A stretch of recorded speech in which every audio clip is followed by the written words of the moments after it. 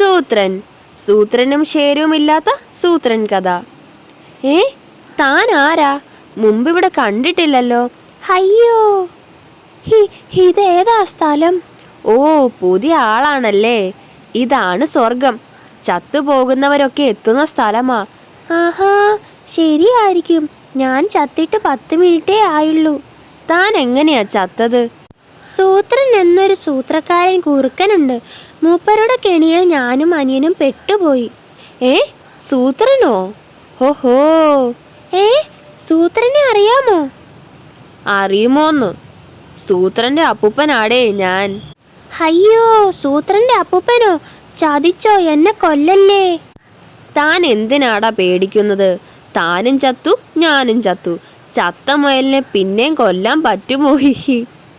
എനിക്കേ എൻ്റെ കൊച്ചുമോൻ്റെ കഥകൾ കേൾക്കണം. പറ, വിശദമായിട്ട് പറ. സൂത്രൻ ആള് ജഗജില്ലിയല്ലേ. പണ്ട് സൂത്രൻ ഒരാനയെ.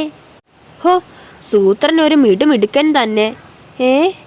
അയ്യോ, എന്ത് പറ്റി? ഒരു കടുവച്ചാർ ഓടി വരുന്നുണ്ട്. മൂപ്പർ ഇവിടുത്തെ ഗുണ്ടയാ.